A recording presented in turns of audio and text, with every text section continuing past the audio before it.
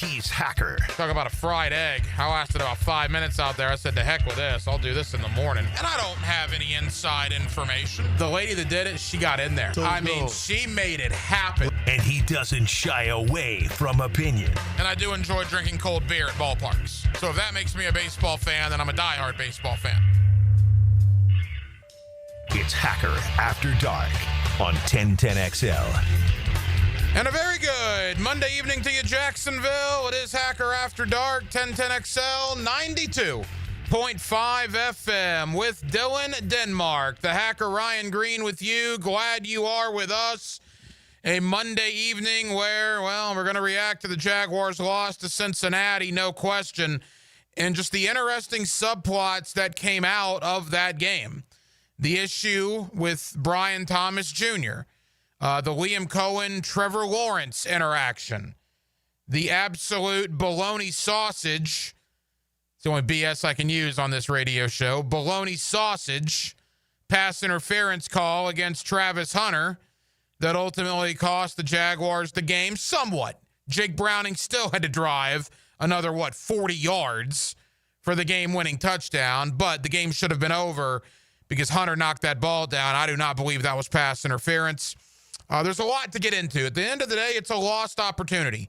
It's a squandered opportunity the Jaguars had in Cincinnati, Ohio, and that is very, very unfortunate. Now, not a thing the Jaguars can do about it. That one in the loss column is going to be there all week. It's not going to go away.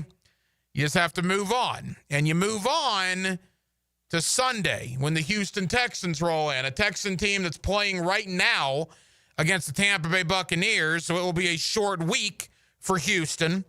The Jaguars will be in their throwback uniforms, of course, and, oh, by the way, Azeez Al-Shaair makes his return to Jacksonville after doing what he did to Trevor Lawrence last season. So it's going to be quite the week here in Jacksonville. I got a lot of thoughts on all of it. Guest lineup tonight looks like this. My buddy Dave Campo. Even though he's living in Dallas now, it's still occasionally going to be Monday night coaching with Campo. And because so much stuff happened in that Jaguar-Bengal game yesterday, we're going to get the head coach on from his new home out there in Dallas. Former Cowboy head coach Dave Campo joins me to talk about everything that transpired yesterday up in Cincinnati. That comes up in less than 15 minutes. Also, it was about 48 hours ago from now that the Florida Gators played in Baton Rouge, Louisiana, and yes, they lost as well. And DJ Lagway was doing his best LeBron James impersonation.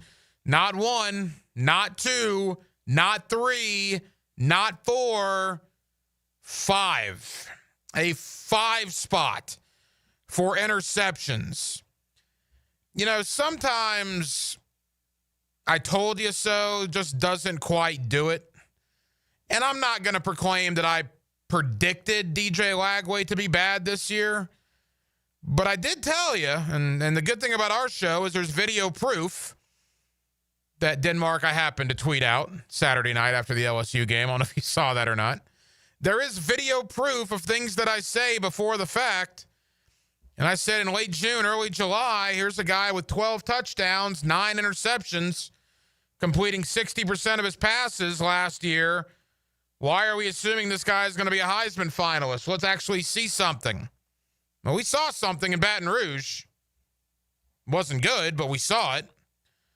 And yeah, we're going to blame Billy Napier, but I'm going to blame DJ Lagway as well. There are a lot of problems with that Gator football team, and luckily they don't have a tough test this week, only a top 5 Miami team in South Florida with College Game Day being there in front of a primetime audience on Saturday night. So we'll talk Florida as well. So a lot of Gator, a lot of Jaguar talk as we're here to commiserate with each other. It was not a good weekend for either the Jags or the Florida Gators. Every night on Hacker After Dark, we do kick it off with a big deal of the night. And Dylan Denmark, let's do that right now. Time now for the big deal of the night. What's the big deal? What is the big deal? No big deal. It is a big deal. On Hacker After Dark. Yesterday sucked, guys. Let's be honest. I mean, I could sit here and break it down like this way and that way and the other way, and I'll try to do that for you. But in layman's terms, to make it as hacker-esque as I can for you on a Monday night, yesterday just flat out sucked. Losing that game was horrible. It's a game you should have won. It's a game you had numerous opportunities to win. It's a game you completely and totally squandered. And I had a buddy of mine ask me, man, I hope this game doesn't cost them a playoff spot. And I said, well, if it does, that will actually kind of be a good thing in the long run.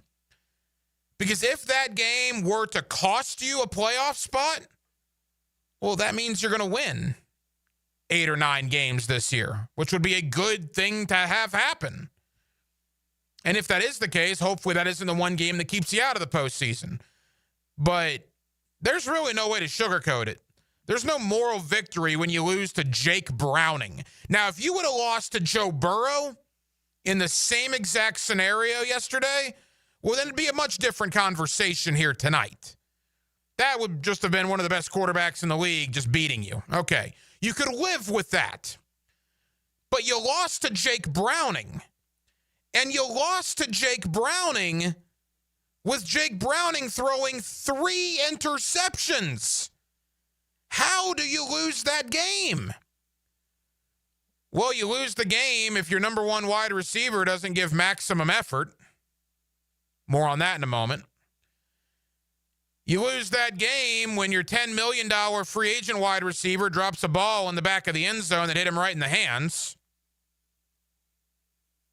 You lose a game when your high-profile, big-time money cornerback gets beat for 2 touchdowns.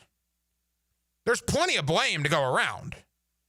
You know who I'm not blaming for yesterday? And I was shocked that this many people were blaming him on the 5th quarter. Was Trevor Lawrence perfect yesterday? No, he was not perfect. But did the Jaguars lose the game yesterday because of Trevor Lawrence? No. The guy had 3 touchdown passes. He should have had 4. He put it right on De'Ami Brown's hands. If De'Ami Brown catches that, that is a 4-touchdown game for Trevor Lawrence. As is, he had 3 touchdowns. He had 1 bad interception in which Walker Little got beat by Trey Hendrickson, and Lawrence just needs to eat that. The other interception, Brian Thomas Jr. appeared to stop running. He appeared to stop running. I do not put this game on Trevor Lawrence at all. If you're going to blame people, Trevor Lawrence, I'm not sure, is in my top 10 of people to blame for yesterday's loss. And the interaction between he and Liam Cohen, I know a big deal was made about that nationally. I think it's much to do about nothing, but I loved it. I loved it. Trevor Lawrence has had 3 head coaches here in Jacksonville. Urban Meyer was aloof and didn't have any idea what was going on in 2020, right? 2021. And then Doug Peterson looked like he checked out for the last half of his tenure here. The fire that Liam Cohen showed when Trevor Lawrence missed the ball that Liam thought he should have hit. I love that, man. You want to endear yourself to Jaguar fans pretty quickly? Care about the team as much as they care about it. Did Urban Meyer care about this team? Didn't show it. Did Doug Peterson? Didn't show it. For that matter, did Doug Marrone? Didn't show it, if they did. Liam Cohen showed it loud and clear yesterday in Cincinnati. I don't think there's any issue between the coach and the quarterback. I would not blame Trevor at all for what happened. And I love Liam Cohen's passion. He gives a damn, which is much more than you can say about some of the other previous head coaches here in Jacksonville. 641-1010, if you want to get involved on the text line, designed by Lifetime Enclosures, you are more than welcome to do so. We're going to hear from Dave Campo coming up in about 15 minutes. I'm going to push him back a little bit because I want to get into some of the angles from yesterday, including Brian Thomas Jr. What is up with BTJ? What's up with this defense? Can the Jaguars respond to adversity? We'll talk about all of it next right here on Hacker After Dark. A strong fence makes a good fence. A strong defense makes a good team. They're the best defense in the league for a reason. Each week, Superior Fence and Rail presents the Defensive Player of the Game. Go, let's go! On 1010XL. Awaken 180 weight loss. Awaken 180 weight loss. Hacker here. And, I did a lot out and about this weekend. I still have people coming up to me asking me about Awaken 180. The great thing about Awaken 180 is the coaching you get, right? There's also no shots or anything along those lines. You eat the food you're told to eat. You follow the plan like you're told to follow it, and the weight simply falls off. I tried a lot of weight loss programs over the years. I'm sure if you've listened to me long enough, you remember some of them. None of them worked until Awaken 180. It's the best weight loss program I've ever been on. If it's time for you to lose weight like it was for me, do yourself a favor. Do your family a favor. Go to awaken180weightloss.com, awaken180weightloss.com, or call 844-346-1800. Guys, if I can drop the weight, you can drop the weight. Trust me, Awaken 180 works. Go to awaken180weightloss.com. Bueller. Stay cooler with Bueller. Hey, Jason, thanks for coming over so quick. Sure thing, pal. What's the big... Whoa! See, I told you there was a smell. Yeah, it smells like... Exactly, or a dead one more like it. You need some fresh air in here. Well, this is the problem, Jason. I've kept everything sealed up tight all summer long so I don't lose all my nice cool air. Now all the dog smells and cooking smells and home gymnasium man cave smells are all building up and I can barely... Dude, where are the Bueller sunglasses I gave you? Oh, I don't know. They must be in my other... Put on my emergency pair. Whoa. Bueller Air and Plumbing can install an air purification add-on to your existing air conditioner. Clean the air of dust and pollen and funky smells while you cool. So I can keep all the cool air I saved up? And your place won't smell like a dead... Stay cooler with Bueller. Visit BuellerAir.com. For the first time ever, Beards Diamonds brings you names like Rolex, Cartier, Van Cleef, and Tiffany. And Hicken here. It's happening this week, Thursday through Sunday, a 4-day premium estate jewelry event. Have you heard about it? Spectacular buying opportunity. Ready to own the Rolex of your dreams? Beards buyers have scoured the country, handpicking high-quality pre-owned Rolex watches. All the hard-to-find models, submariners, Datejust, Sky Dwellers, Yacht Masters, over 100 pristine Rolex timepieces to choose from. Plus, showcases filled with Tiffany rings, Cartier necklaces, Van Cleef pendants, exquisite rare gemstone pieces. It's the finest estate jewelry in the world. And for this special event, Beards is selling loose diamonds at unheard of prices. 1 all the way to 10 carats, dazzling rare diamonds, marked down to rock bottom. So many amazing prices of jewelry all in one place. Killer prices. Don't miss this unprecedented event. The finest names, Thursday through Sunday. Beards Diamonds, your local jeweler for more than 4 decades at the St. John's Town Center. Listening that fits your schedule perfectly. Absolutely brilliant. Go on demand. Ad-free shows after the live shows end. How about that? Channeled by Duck Rooter Plumbing, Septic and Air Conditioning. Search where you find podcasts. Maxed out on credit cards, struggling with high interest debt? You could pay it all off in days with Loan Pronto's Rapid Equity Loan. Hey, it's Prosser here. Get cash out now without touching your low-rate first mortgage. No appraisals, no waiting, no BS. The Rapid Equity Loan Program at Loan Pronto is amazing. One Loan Pronto client just got $300,000 approved in under 24 hours. They paid off debt, renovated their kitchen, and cut their monthly expenses by $1,800. That's a huge turnaround. Instant approvals, low rates, no hard credit pull up front. That's Loan Pronto. Listen, your home equity is yours. Use it. Get cash to consolidate your debt down to one easy, low monthly payment. Call Loan Pronto now for a free instant appraisal for your home and see how much cash you can get today. Loan Pronto is an A+ rated by the Better Business Bureau and have nearly 2,500 5-star Google reviews. Call now and start the conversation. Go to loanpronto.com or call 999-1508. That's loanpronto.com. 1010XL, presented by Farah and Farah, exclusive injury law firm of the Jacksonville Jaguars. Focused, fueled, fearless, Farah.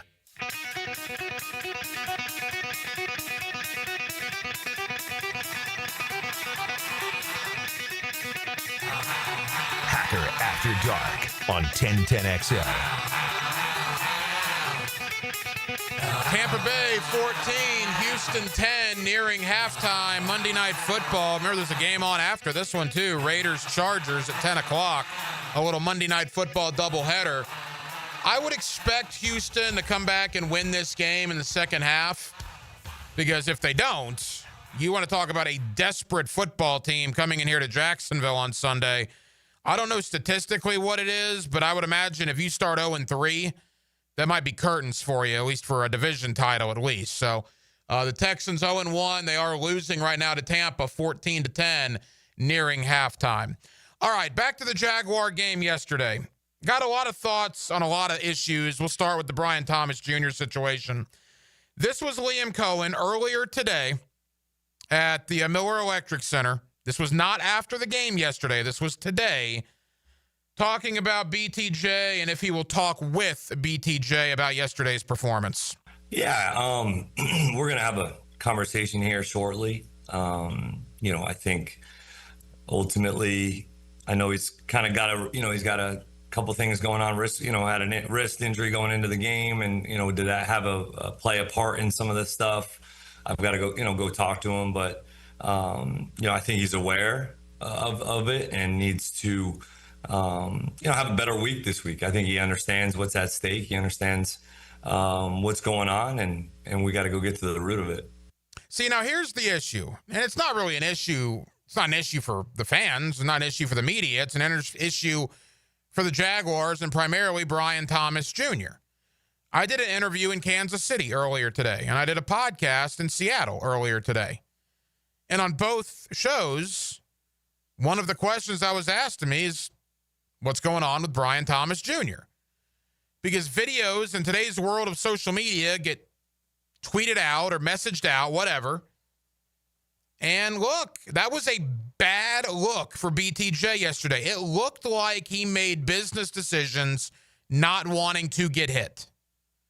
Is that actually what happened? I don't know. You guys saw it as well. Is that wrist issue that Liam Cohen brought up part of the issue? Perhaps. Let's play that. Liam Cohen earlier today elaborated on a potential wrist issue that Brian Thomas Jr. has. Yeah, I think it was during I don't know when he did it, but it was something that's just been, just been kind of a little nag. I don't think it's anything that's huge. It's just, it's a thing that he's kind of been working through, So, everybody goes through some things, and it's our job to get to the bottom of it and try to get him to feel good and play at the highest level he can. So I think I saw this. Trevor Lawrence to Brian Thomas Jr. 2 weeks into the year have completed 18% of BTJ's targets. 18. Remember, he was targeted 7 times against Carolina. Only one of those was complete. And again, thank you to Jaguars.com for those cuts. Targeted 7 times against Carolina. Only one of those was complete. Yesterday wasn't a lot better. Now, you thought yesterday was going to be a gigantic day for Brian Thomas. What do you have, 2 catches on the opening drive? And then you didn't hear from him again until the second half. There's 3 plays in particular that are not good looks. We know about the interception, right? Should Trevor have put that more into his body? Yeah, probably. But it looked like Brian Thomas Jr. stopped because he saw the safety coming. And if you stop because you see the safety coming, that leads one mind to wander about not giving maximum effort on that play.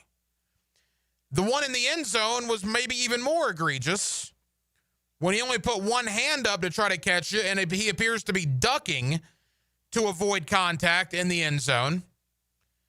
And then there was a separate issue where he actually caught the ball, but instead of getting yards after the catch, he went to the ground, and the Texans just touched him down to be down by contact there. And when I saw those, I was like, huh.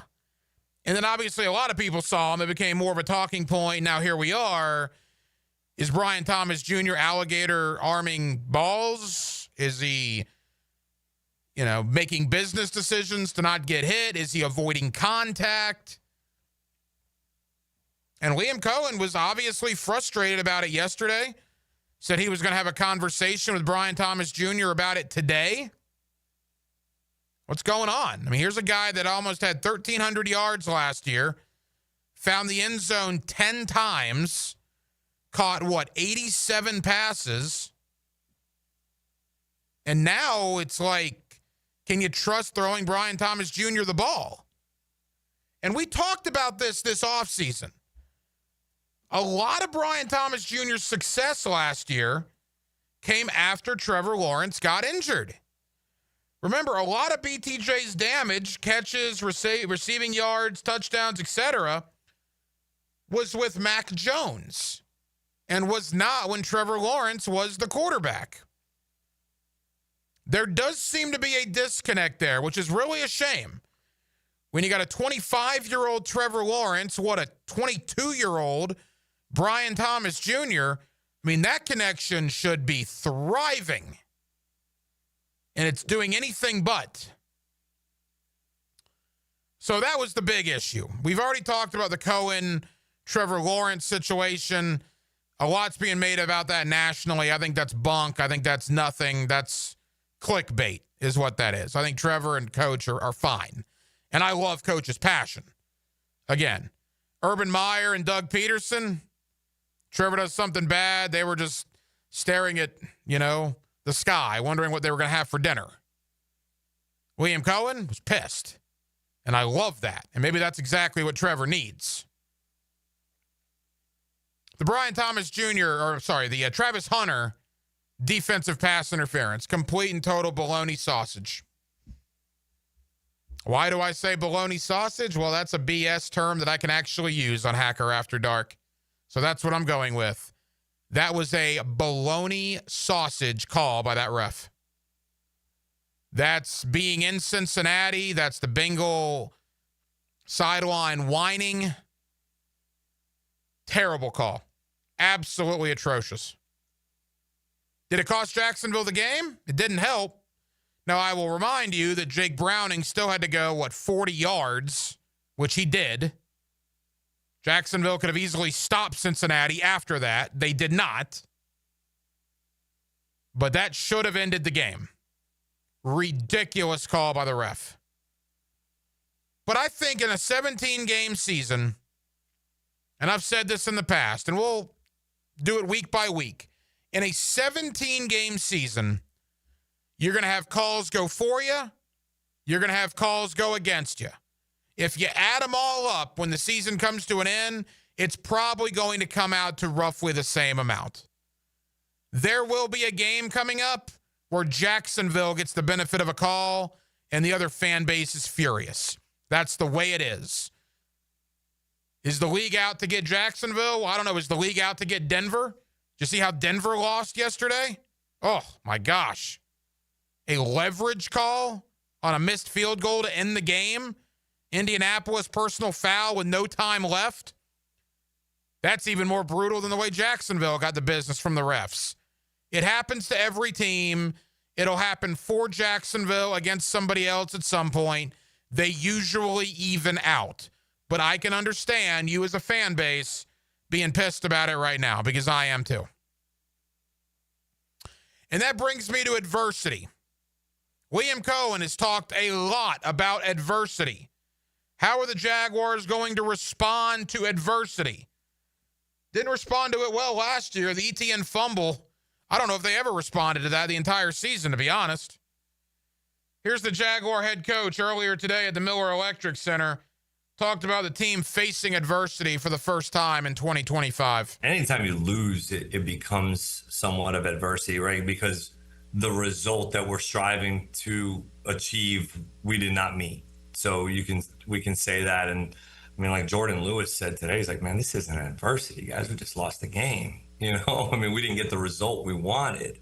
So, but it is our response, Brent, it is. Our response will definitely have to show up, like the way that we respond in meetings, the way that we interact at practice, the way that we go out and practice, the details, the intentionality, the way that we do everything this week and every week.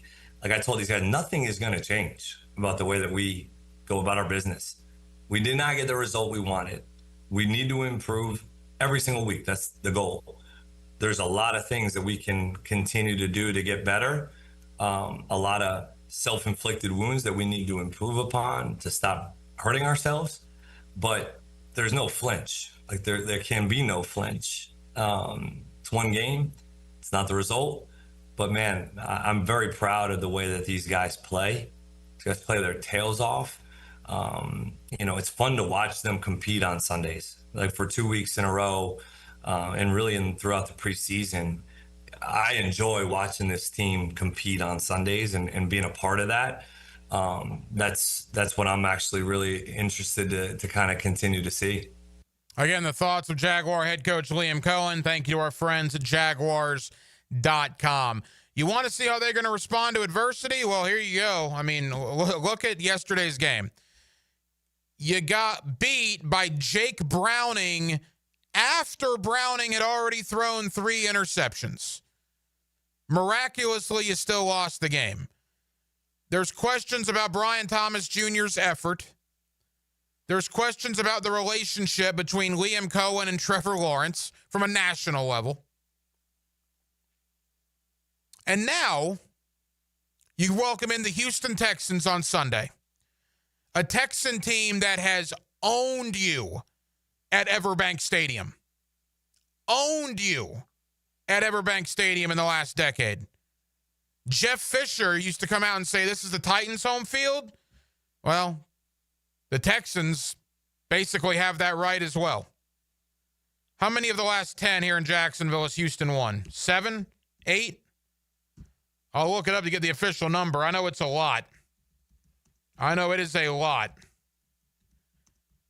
And on top of all that, you got the return of Azeez Al-Shaair coming on Sunday, who the last time he was here knocked out Trevor Lawrence with the most blatantly dirty hits you'll ever see that actually caused a 3-game suspension for him.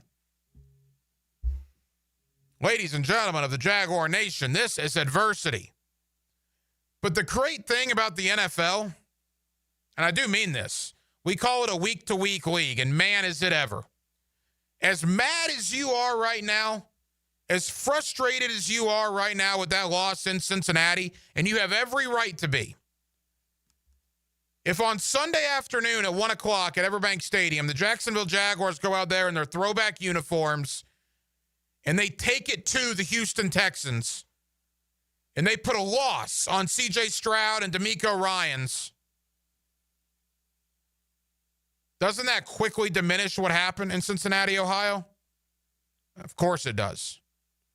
In the same token, if you lose to Cincinnati and then you lose to Houston in back-to-back weeks, oh boy, then adversity will be at an all-time high.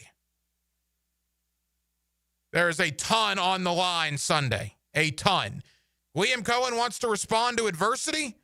Liam Cohen wants to see how this team and this organization responds to adversity. Well, brother, you get your opportunity on Sunday at 1 o'clock.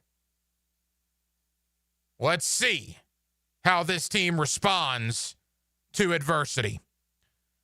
The head coach, Dave Campo, Monday night coaching with Campo, reviewing Cincinnati, talking Houston, talking Brian Thomas Jr., talking Trevor Lawrence, Liam Cohen, and all points in between.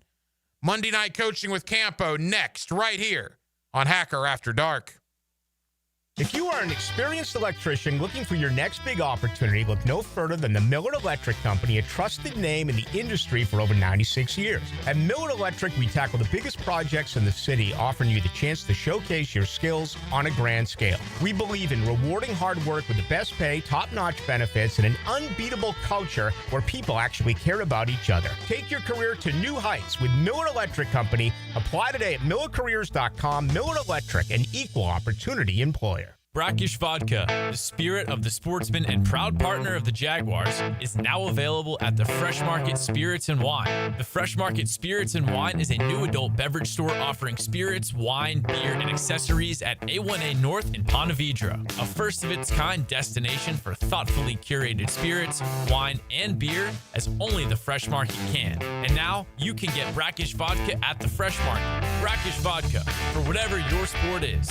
Proud partner of the Jaguars. Jacksonville is football season, and Duck Duck Rooter is proud to be on your home team. As a proud partner of the Jacksonville Jaguars, we tackle plumbing, septic, and air conditioning problems with championship-level service. Keep an eye out for our custom Jaguar wrap plumbing vans rolling around town. They're hard to miss and always ready for the next play at your home or business. With thousands of 5-star Google reviews and the only master septic contractor in Northeast Florida, trust Duck Duck Rooter to keep you in the game. Call 904-862-6769 or visit duckduckrooter.com. Duck Duck Rooter, when you're stuck, call the Duck.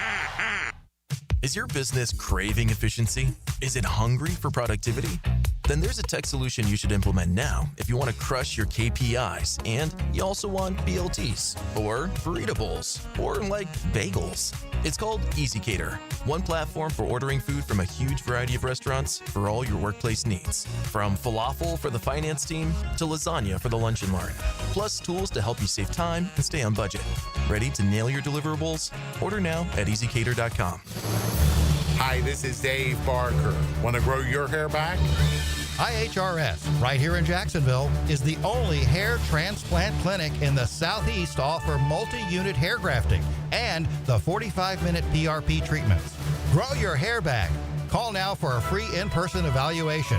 904-777-IHRS, 904-777-4477, or visit hairforme.com. Hear the Florida Gators all season on 1010XL. Unlocked by Renewal by Anderson Custom Windows and Doors. The law firm of Farah and Farah and Randy Marion Cadillac of Jacksonville. Go Gators! Hey folks, Mike Dempsey here. You've heard me talking about Pella Windows and Doors. With great ratings and expert reviews, you know they're high quality and energy efficient products. So what's your next step? Schedule a free consultation at PellaJacks.com or just stop by the Pella showroom on Phillips Highway. Their professional design consultants will guide you through your entire project from start to finish. And that's the quality and service you can expect from Pella Windows and Doors. Hi folks, Jason Parker here with Performance Painting. Ever wonder what to do with leftover paint that you don't want? Here's a few options. Paint can be placed in the regular trash if it's dry. Simply stir in kitty litter to a thick consistency. Then wait a few days with the lid off till it dries. Also, if the paint is good, there's many charities or churches that would love to have it. If you'd like more tips or have a project, we'd love to help. Go to performance-painting.com. Performance Painting. Repair, protect, preserve. Performance Painting. 1010XL, presented by Farah and Farah, exclusive injury law firm of the Jacksonville Jaguars. Still, present, ready. Farah doesn't flinch. Now, another great guest on the Checkmate Coatings phone line. Hello. Your floor's missing piece. Back here on 1010XL at 92.5 FM in the city of Jacksonville. We are glad you are with us. The Jaguars and the Texans this Sunday at 1 o'clock. Of course, you'll hear the game right here on 1010XL. Houston playing right now on Monday Night Football. It will be a short week for them. Jacksonville coming off just a brutal loss to Cincinnati. But the game is almost kind of the afterthought to a couple of other interesting angles that have come out of that game. Let's talk about all of it with my buddy Dave Campo, our head coach here on Hacker After Dark. The coach is relocated out to Dallas, but he's always following the Jacksonville Jaguars, and we're glad to have him with us here tonight. Monday Night Coaching with Campo. Coach, how we doing? Doing great, Hack. Obviously it's good to have the season going, and we're kind of settled here a little bit. But just having football around makes me happy. Yeah, there's no doubt. And it was an interesting game yesterday in Cincinnati, no doubt. And I'll let you share with the listeners what you shared with me. Decades for you in the National Football League. But you were pretty frustrated about some of the things you saw yesterday in that loss.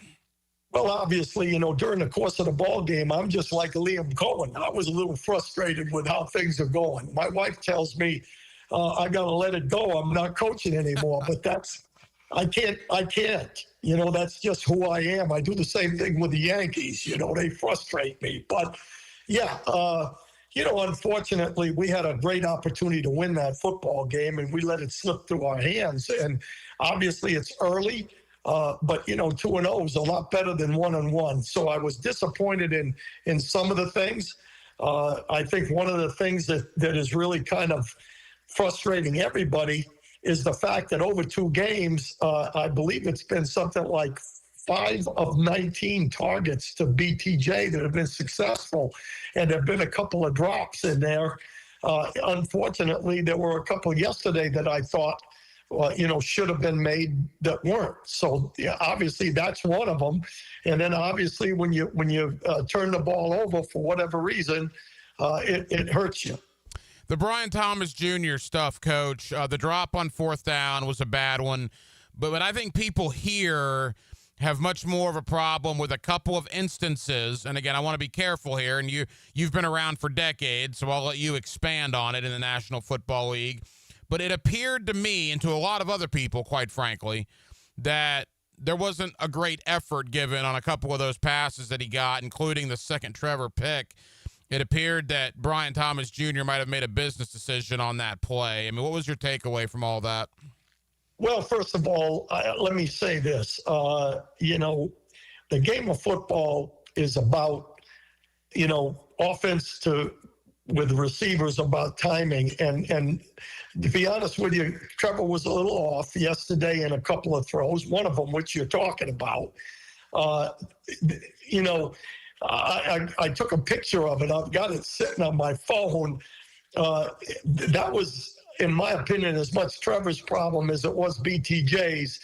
But the game of football is about making plays when you have to make them. And that one, you know, he would have had to sacrifice his life a little bit on that one. So in essence, and I'm laughing from that standpoint, but he could have made that catch, in my opinion, and he didn't. So, you know, obviously that's a concern. And the ball wasn't exactly where it should have been, but he should have, you know, caught it with 2 hands and just went down. And it didn't happen. So obviously there's a concern on both ends of that one. And again, Dave Campo here with us. There was another one in the end zone where he only got one hand on it and appeared to duck with a safety coming across. And then there was even another one, Coach, that I remember he caught the ball, looked like he could have gotten a couple of yards after the catch and kind of went down. And some Bengal defenders were like, and then just jumped on him or tagged him to put him down by contact. I mean, Liam Cohen was asked about it in the post-game press conference yesterday, and you could tell there was some frustration there that said he had to go back and look at it. I mean, as a first-year head coach who's coached 2 games here in Jacksonville, I mean, you got to talk to BTJ about what's going on, correct? Yeah, absolutely. And listen, you know, I've been saying this right along. I don't know if I said it to you. I think I probably did sometime during the course of training camp. The one thing that's missing from him going back to last year, talking about BTJ, going back to last year, in my opinion, he has not shown me to this point that he can make the tough catch that a lot of receivers, good ones, make in the National Football League. And I think that goes back to last year. It went back to training camp this year, and obviously it showed up in the game. That's something he's going to have to, you know, work at. And if it's a case of having alligator arms, that's a real issue. I like to think on the positive side of that from the standpoint that I think that's just something that he has to get better at. And hopefully he'll be able to do that. When he was getting all the accolades, you know, he's making catches and he's running by people and all that kind of stuff.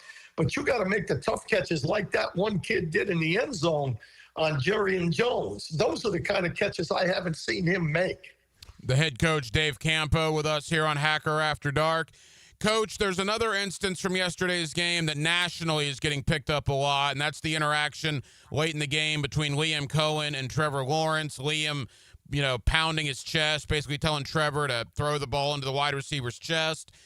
It appeared Trevor kind of waved him off a little bit. Now, both guys talked about it in their press conferences yesterday, it does not seem to be an issue, and locally it's not really being talked about. But ESPN made a big deal out of it this morning, and a former head coach, Rex Ryan, was critical of Liam Cohen doing that in a public setting. You are a former NFL head coach as well. What did you make of that interaction between Liam and Trevor yesterday? Well, that's a catch-22. Let me put it this way. You know, the game of football, the head coach should pretty much be poised, okay? I was not one of those. So on the other end of the spectrum, I loved every bit of it. The one thing it did do was it showed the passion of Liam Cohen. And I think that's been missing from this football team for the last 3 years.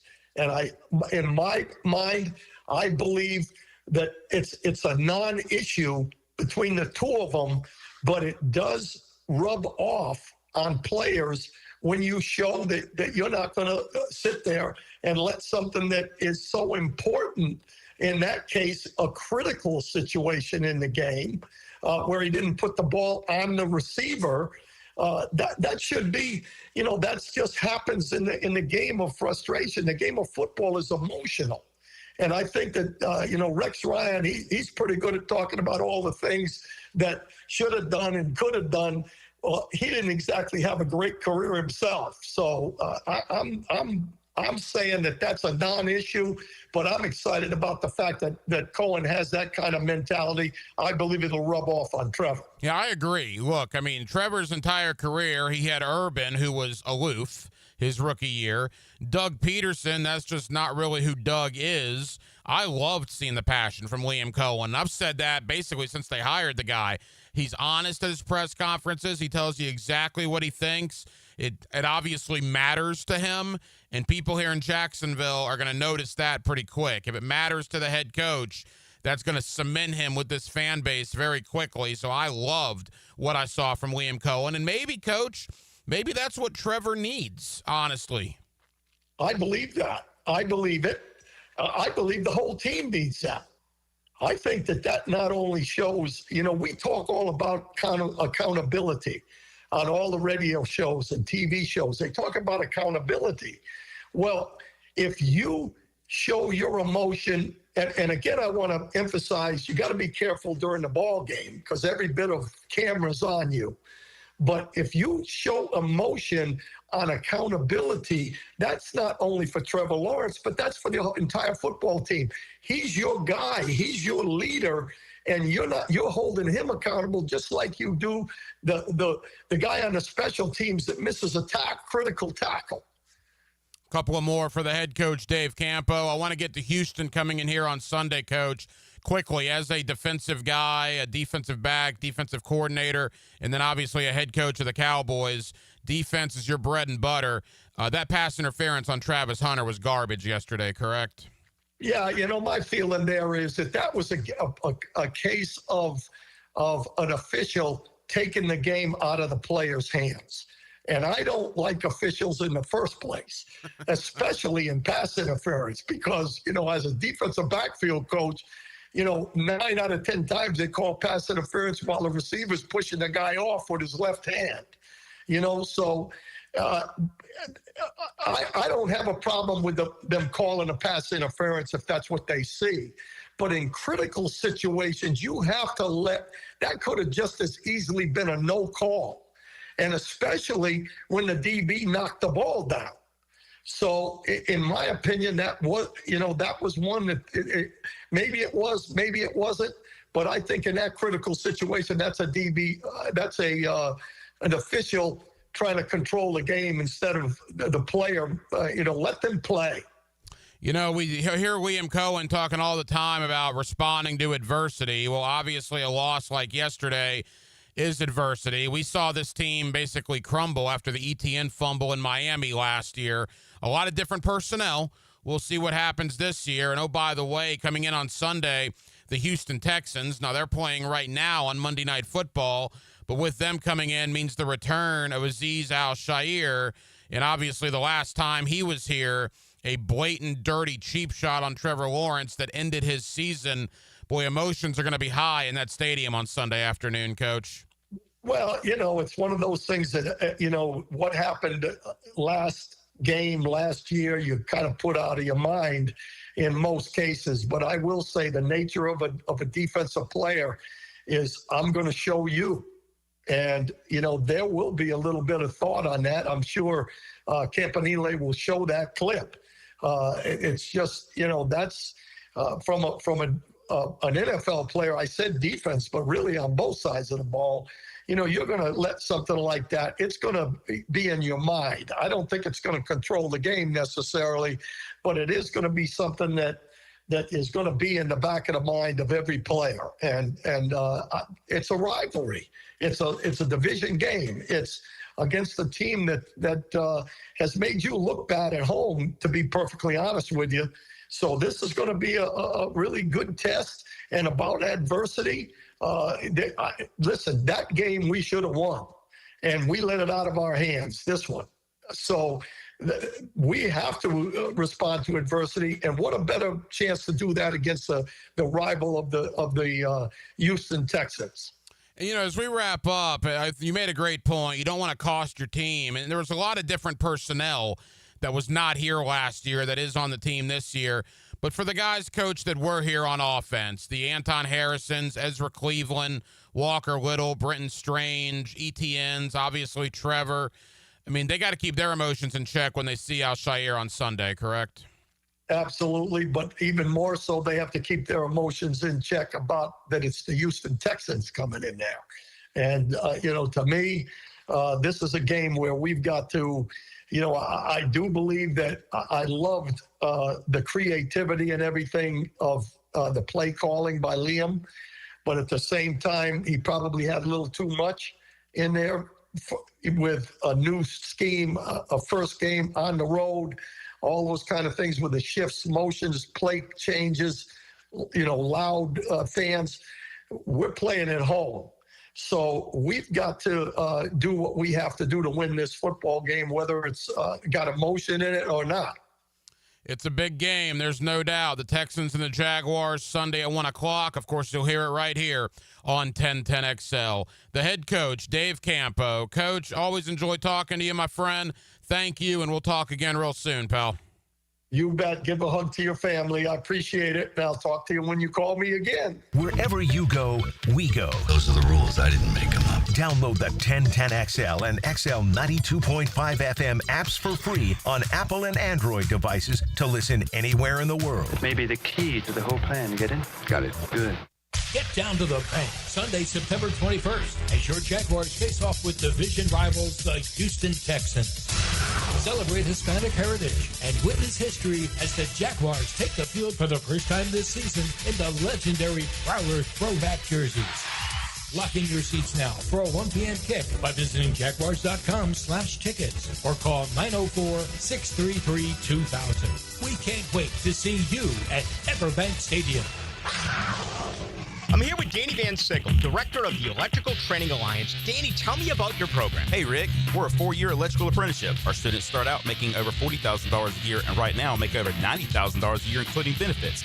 There is no tuition or student debt. You just have to apply and get accepted. Did you say no tuition and no student debt? You heard that right, Rick. Once you're accepted to the program, your only cost for the books and the course fees, about $800 a year. That sounds like an amazing opportunity. How can I learn more? Just go to etajax.org and you can apply there. Apply by November 6th. The boys are back in the kitchen. Don't start the barbecue without me. Joe, Matt, and Leon give you plenty to chew on during lunchtime. Freshly baked bread From the big #1 Duval Ford Studios.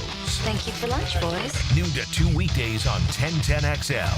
I love my propane company. They always answer when I call and give me great prices and fast service. Said no one ever. Until now. Need propane for your home or business? Seabreeze Propane is bringing the propane as North Florida's new local propane provider. Visit SeabreezeLP.com. Seabreeze Propane. We make propane cool, brother. Oh, yeah. Watch football this season in downtown Duval at Pour Tap Room Jacksonville. 2 floors, 15 TVs, a giant projector, 80 self-pour taps of ice-cold craft beer, wine and cocktails, plus a full bar. wings, burgers, and more. And pizza delivered to your table from Pizza Dynamo. Downtown at Laura and Forsyth. Pour Tap Room Jacksonville. A beer festival every day. 1010XL, presented by Farah and Farah, exclusive injury law firm of the Jacksonville Jaguars. When it's game time, Farah doesn't flinch. Hacker After Dark on 1010XL. Yes, it is. Monday Night Football. The Jaguars' opponent on Sunday, the Houston Texans, playing right now. We're getting late in the third quarter. Tampa Bay 14-10. Houston just got the ball back, about their own 30, 35 or so. Again, 5 minutes and change to go third quarter. Tampa Bay 14 and Houston 10. Houston will be on a short week. Of course, they're coming to Jacksonville this Sunday for a division opener for both teams in the AFC South. You know, yesterday's game, we've looked at it obviously from the Jaguar perspective. Cincinnati won the game. They may not have ultimately won the battle. As it was announced earlier today that the biggest fear is correct. Joe Burrow, a grade 3 turf toe. Denmark, you're a coach at the high school ranks. You follow injuries pretty closely. I've heard of turf toe. I got to be honest, though, man. I've never heard of a grade 3 turf toe until this Burrow injury. I haven't either, and I've never seen a high school kid have turf toe. So, and the sad thing about turf toe, or it's not really the sad thing, the unfortunate thing, is it sounds like so minor, yet anybody that's ever had it says it is just awful. And apparently grade 3 is basically the worst you can get. Joe Burrow has ligament damage, requires surgery. He's going to be out a minimum of 3 months. Minimum 3 months. So Cincinnati wins the game yesterday, but man alive, they're going to have to figure out how to navigate the waters without Joe Burrow for at least the next 11 games, if they're lucky, if you include a bye. That would put Burrow back December 14th, maybe, against Baltimore. What is that, week 15 of the NFL season? And that's best case scenario. He might be done for the year. We'll see. But it was a bad day for quarterbacks. Burrow's the big one. It looks like Jaden Daniels may miss some time with Washington. He reportedly is nursing an injury now, which leaves his status for Sunday up in the air. And J.J. McCarthy from Minnesota, the star of Monday Night Football a week ago. He looked pretty pedestrian last night. He got injured with an ankle. He's already been ruled out of next week's game, ironically enough, against Cincinnati. So you're going to have Jake Browning for the Bengals and Carson Wentz for the Minnesota Vikings. Week 3 of the NFL. And one of your quarterback matchups is Carson Wentz versus Jake Browning. Bad day for quarterbacks.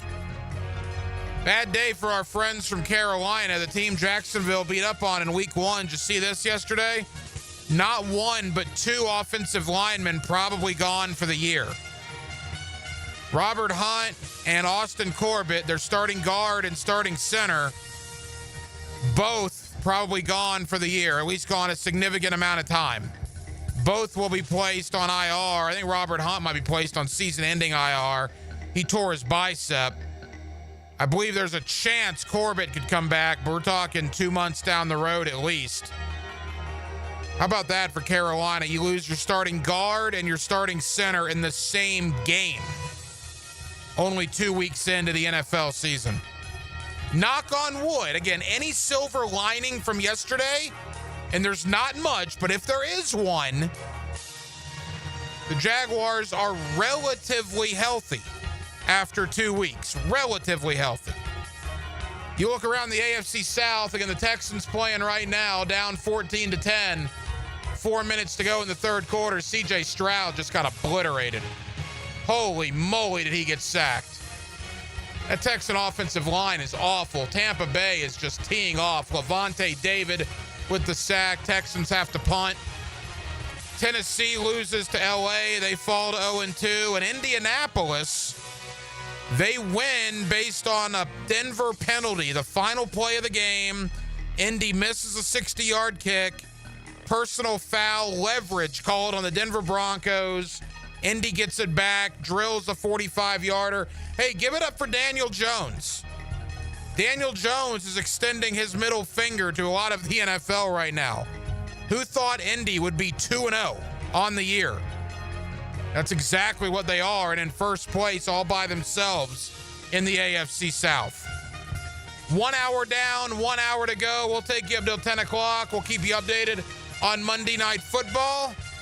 We will talk a little DJ Lagway, Billy Napier, and the Florida Gators, next on Hacker After Dark.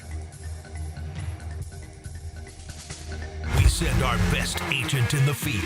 I want you to find GoldenEye, find who took it, what they plan to do with it, and stop it. Hayes Carline takes you behind enemy lines. Man, he's like a super spy. Activated by Pella Windows and Doors on 1010XL.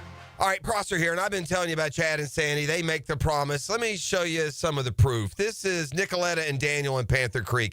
We don't recommend this, but we bought our new house before we sold our old one. Then worst case scenario happened. Our old home failed to sell in a year with another realtor. Finally, we got smart. We hired Chad and Sandy, and they sold it in 10 days above asking price. These are the results you're getting with Chad and Sandy at chadandsandy.com. Area homes are selling, but you got to have the right people on your side. Maybe you want max price. Doesn't matter if you're buying or selling. Maybe you just want to sell right now. Well, fast, easy, and stress-free, that's what Chad and Sandy bring to you. They have this guarantee. They guarantee your home sold at an agreed-upon price and deadline, or they will buy it. They're the local real estate experts you can trust for all of your real estate needs. Go to chadandsandy.com today. That's chadandsandy.com, or call that help hotline, 904-414-6200. David Garrard here. I've had the PRP treatment from Southeast Orthopedic Specialists, and my knees are really doing well. Platelet-rich plasma treatment may be the answer for whatever is hurting you. Southeast Orthopedic Specialists. My son had a meniscus surgery a couple years ago. Went smooth as silk. Dr. Kevin Murphy did it. Was playing tennis in 2 weeks. This is Patrick Malarkey, and I highly recommend Southeast Orthopedic Specialists. Friends, we have a very special guest on the line. The Checkmate Coatings phone line is where the action happens. Where's the phone? Over there. Get expert interviews and listener opinions all day, every day, from the drill all the way to Hacker After Dark on 1010XL. Rick Ballou here with the congratulations for John's Auto. They've been in business in Jacksonville for 40 years. That's right, going all the way back to 1985. Right now, they'd like to thank each and every one of you who's ever gotten their vehicle serviced at John's Auto. So, car, truck, or diesel, all makes, all models, whether it's a routine maintenance or a complete engine overhaul, go to John's Auto on Arlington Road, johnautomotivejacks.com. The flagship station of the Jacksonville Jaguars. WJXL AM Jacksonville Beach. WJXL FM Jacksonville Beach. Hi, I'm John Haney from Clearwater Gutters and Drainage. After heavy rains, the problems are obvious. Mulch blown out of your beds, water standing around your foundation, and that fancy new crater back behind your bushes. Let Clearwater Seamless Gutters help you solve the problem spots. Clearwater Seamless Gutters. We can't sing a lick, but we sure are good at gutters.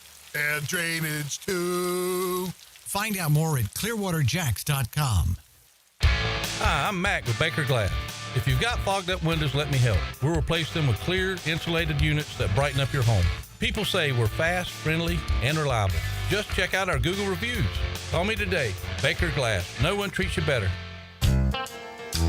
This is Dylan Denmark with 1010XL, and Kuhn Flowers will do your holiday tree decorating, including all of your lights. Wow! So call on Kuhn Flowers today. They'll do it all this fall. Hey, Hicken here. Celebrate the month of September with our friends at Zero Res and get 3 rooms of carpet clean starting at just $139 plus the 4th room free. Take $100 off your air duct cleaning as well. Book online at zerosjacksonville.com and take advantage of these huge savings. Hey, it's Travis from Cannons of Jacks. When you need a trailer hitch, gooseneck, or RV towing options, call us at Cannons. We've been doing it for 55 years, and customer service is our #1 priority. Visit cannonsofjacks.com. Celebrating 30 years in Jacks Beach. Beach's Jewelry and Pawn is your go-to for cash on the spot. They buy gold. Huge sale on firearms all month. Save during Florida's Second Amendment sales tax holiday with no sales tax on firearms. Beach's Jewelry and Pawn in Jacks Beach. September is Prostate Cancer Awareness Month. Here's a reminder to get screened. Ackerman Cancer Center offers on-site imaging and other diagnostic services. Early detection saves lives. Visit AckermanCancerCenter.com. 1010XL, presented by Farah and Farah, exclusive injury law firm of the Jacksonville Jaguars. Focused, fueled, fearless, Farah. Hacker After Dark on 1010XL. All right, Tampa Bay mounting a drive here. They're already up 14-10, 2 minutes to go in the third quarter. They now have the ball around the Texan 20-yard line. We'll see what happens. I thought for sure Houston would come out and win this football game tonight.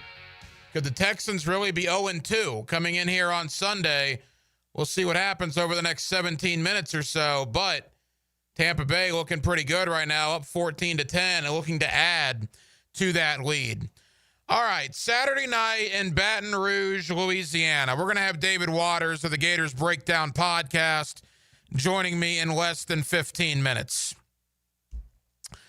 That was not good offensively. Defensively, the Gators played well enough to win. Offensively, it was horrifically bad. Just awful. Now, where does the blame go for the Florida Gators? You know, I get the disdain for Billy Napier from Gator Nation. I get it. I mean, he's 20-21. I believe he's, 10-15 in SEC games. They've scored 26 points in 8 quarters. They've had almost as many penalties as they've had points. I'm not defending Billy Napier. I'll get to him in a moment. But that was horrific from DJ Lagway. I mean, really, really, really bad.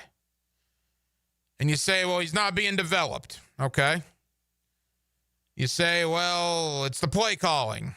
All right. Can we agree on something, though?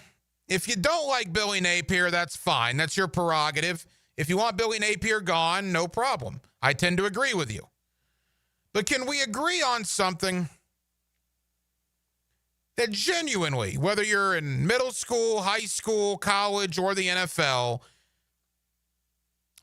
genuinely and generally, the coach probably tells the quarterback, I don't know, maybe don't throw it into triple coverage? Could that be a thought that Billy Napier told DJ Lagway? Hey, DJ, if there's 3 guys covering one of our guys, let's maybe look to go somewhere else with the football. Or the Gatorade Player of the Year, who's now started 10 college football games, when there's 35 seconds to go in the first half, maybe don't force it across the middle into double coverage to have a pass intercepted. Or, if you want to pick out a third of those 5 interceptions, when you're in field goal range down 10 with 4 minutes to go, maybe let's do a better job of protecting the football to at least give ourselves a chance as opposed to throwing it, you guessed it, again into double or triple coverage. Now, look, I get DJ Lagway was the shining star that gave all Gator fans hope. And he might have just had one bad night. And maybe he'll turn it around against Miami and he'll look like that player that everybody hoped he would be. That all of you guys were making reservations to go to New York for the Heisman finalists. I heard you. When I talked about DJ Lagway's 12 touchdowns and 9 interceptions in late June, When I brought up the fact he only completed 60% of his passes last year, what did I get? I got my Gator card is going to get revoked. I remember distinctly one that said, Hacker, you suck. There were a couple other ones I can't repeat. Got pretty nasty there that next night. I mean, look, what were you saying on Saturday? He was terrible. He was bad. Let's call it what it is. Now, to Billy Napier.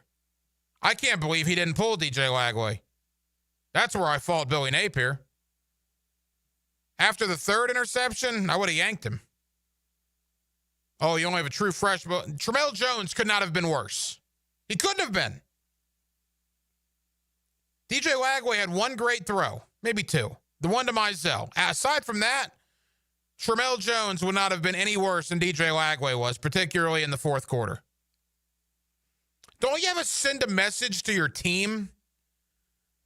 Don't you have to send a message to the defense who's playing their absolute tails off for you, only allowing LSU 10 first downs, that if it's obviously not working with Lagway, and it wasn't, don't you owe it to the rest of the guys to maybe try to switch it up and see if something else clicks? I don't know, man. But if I'm that defense and I'm just absolutely shutting down LSU for the most part, they got 10 first downs the entire night. It was so bad for LSU in the postgame press conference, a victorious postgame press conference, that Brian Kelly went off on the LSU media for asking him about his inept offense. That's how good the Gator defense was. And their reward for that was seeing DJ Lagway not once, not twice, not 3 times, not 4 times, but 5 times throw it to the LSU defense. That is not a good message to send to the team. And that started all kinds of interesting rumors on social media, ones that I won't really get into verbatim, but if you were on social media Saturday night, you saw there were some former players voicing their frustration with things, saying, are there locker room issues because of DJ Lagway and the way that maybe he is looked at by the coaches? I don't know. I'll tell you this. How many other quarterbacks in America could throw 5 picks and not get benched? 5. A Gator quarterback hasn't done that in 33 years. As bad as it's been for Florida since really Urban left, you got to go back to Shane. That Thursday night horror show in Starkville, Mississippi. I remember that game. That is the reason Florida doesn't play on Thursday nights anymore. Longtime Gator fans, you'll remember that. Florida, Mississippi State on a Thursday night. That was awful. And literally, from that moment, Florida said, we're never doing Thursday nights again. And they haven't for the next 33 seasons. But you got to go back 33 years to find a Gator quarterback that threw 5 picks in one game. And now you go to Miami. You think Mario Cristobal smells blood in the water? Mario's the kind of guy that will run it up, because there will be a lot of recruits in the house on Saturday night that both Florida and Miami are going after. Man. Not good. Not good by DJ Lagway. Not good by Billy Napier. And yeah, the play calling was terrible for the most part. I agree with that. It has been. But I told you guys, Billy, I still like him, but he sort of lost me with that whole spitting in the face incident with his player, Bet. And I think that guy was suspended, a quarter at LSU? He was in there in the second quarter. I would have never let him play for Florida again. But I'm not in charge down there. Billy Napier is. And he's 20-21 in the last 41 games he has played. By the way, Tampa missed a pretty short field goal. Still 14-10 Bucks late in the third quarter. Coming up next, let's talk more about the Florida Gators. Let's talk DJ Lagway. Let's talk Billy Napier. And let's do that with my buddy David Waters. He is the host of the Gators Breakdown podcast. and he joins me next on a Monday night here in Jacksonville, Florida. It's Hacker After Dark. Sometimes it's an offensive show. You gotta be kidding me. Sometimes it's a show of offensive discipline. There are no words. Listen for the Universal Roof and Contracting Offensive Player of the Game on 1010XL. Bueller. Stay cooler with Bueller. Hey, Jason, thanks for coming over so quick. Sure thing, pal. What's the big... Whoa! See, I told you there was a smell. Yeah, it smells like... Exactly, or a dead one more like it. You need some fresh air in here. Well, this is the problem, Jason. I've kept everything sealed up tight all summer long so I don't lose all my nice cool air. Now all the dog smells and cooking smells and home gymnasium man cave smells are all building up and I can barely... Dude, where are the Bueller sunglasses I gave you? Oh, I don't know. They must be in my other... Put on my emergency pair. Whoa. Bueller Air and Plumbing can install an air purification add-on to your existing air conditioner. Clean the air of dust and pollen and funky smells while you cool. So I can keep all the cool air I saved up? And your place won't smell like a dead... Stay cooler with Bueller. Visit BuellerAir.com. Football is a game of inches, and at Front Runners Tap House, every inch counts. Catch every big play on their massive 396-inch giant television. The ultimate game day experience is waiting for you at Front Runners Tap House inside the Community First Igloo. I'm Max Fink, and I'll bring you the Gator Report several times weekly to keep you connected to Gainesville. The Gator Report, put together by San Jose Collision on the home of the Florida Gators, 1010XL. Go, Gator! Rick Ballou for Coy Dental. That's right, Carlson Dental is now Coy Dental. Dr. Lee has been practicing there for 9 years, has purchased the company. The Coy Dental team still has the same great dentist and staff. And remember, if you get nervous visiting a dentist, don't. There's never a problem at Coy Dental with light sedation for cleaning and deep sedation for all your restorative needs. Coy Dental, located in Bartram Park. Is your business craving efficiency? Is it hungry for productivity? Then there's a tech solution you should implement now if you want to crush your KPIs and you also want BLTs or burrito bowls or like bagels. It's called EasyCater, one platform for ordering food from a huge variety of restaurants for all your workplace needs. From falafel for the finance team to lasagna for the lunch and learn. Plus tools to help you save time and stay on budget. Ready to nail your deliverables? Order now at easycater.com. Here's a health and wellness tip from orthopedic specialists of Jacksonville. Every joint in the body was designed for movement. Inactivity can cause stiffness, weakness, weight gain, and decrease in overall balance. So you should strive for at least 30 minutes a day of exercises that promote flexibility like yoga, strengthening with weights, and cardiovascular fitness like walking, swimming, or biking. The more you move, the better you will feel and your overall health will benefit. Let's get healthy, Jax. Go Jags. Stay healthy with orthopedic specialists of Jacksonville. Hey Jacksonville, Rick Ballou here. Small business owners need trucks and vans to keep your business moving? Jacksonville Chrysler, Jeep, Dodge, Ram Westside has Ram 1500s to heavy-duty 2500s, ProMasters, and custom uplifts ready to work. Visit them on Commonwealth Avenue or go online to jaxwest.com. Jacksonville Chrysler, Jeep, Dodge, Ram Westside, proud partner of the Jacksonville Jaguars and your local partner for work-ready vehicles. Jacksonville, archery season is here, and nobody does archery like Green Acres Sporting Goods, home of the largest archery pro shop in Northeast Florida. Come test shoot the newest bows from Matthews, Hoyt, Raven, and all the top brands. And starting this month, take advantage of Florida's sales tax holiday on all Second Amendment related items, running now through the end of the year. You can find it all at greenacresporting.com. Hey, it's Brent with Arcosa Crushed Concrete. If you've got concrete or asphalt rubble on your site, let me buy it from you, and I will recycle it into construction material for your future projects. Arcosa Crushed Concrete. Get paid for what you don't need.